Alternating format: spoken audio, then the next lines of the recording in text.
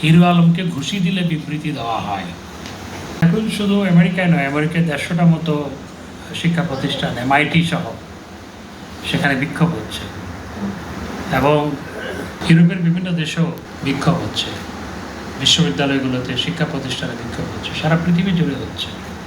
কারণ আমাদের চোখের সামনে যেভাবে নিরীহ মানুষকে হত্যা করা হচ্ছে, শিশুদেরকে হত্যা করা হচ্ছে, 35,000-এর বেশি মানুষকে হত্যা করা হয়েছে, তার মধ্যে 70% হচ্ছে উইমেন অ্যান্ড চিলড্রেন।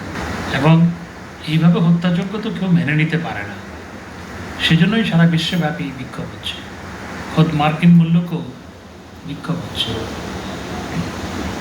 আমাদের দেশে হিরো আলমকে ঘুষি দিলে বিবৃতি দেওয়া হয়। আমাদের দেশে কোনো একজন মেয়র প্রার্থীকে ঘুষি মারলে সেটার জন্য বিবৃতি দেওয়া হয়। আর আমরা অবাক বিস্ময়ে দেখতে পাচ্ছি যে মার্কিন যুক্তরাষ্ট্রে সেখানে যারা বিক্ষোভ করছে তাদেরকে কিভাবে ব্রুটালি দমন করা হচ্ছে, এমনকি শিক্ষকরাও রেহাই পাচ্ছে না। একজন শিক্ষকের বুকের পাঁজর ভেঙে দেওয়া হয়েছে।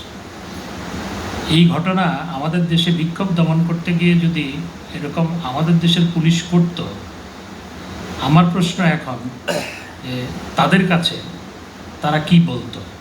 তারা তো অতীতে দেখেছি যে হিরো আলমকে আপনার ঘুষি মারলেও বিবৃতি দেয়, আবার চরমনার পীরের ভাইকে ঘুষি মারলেও বিবৃতি দেয়।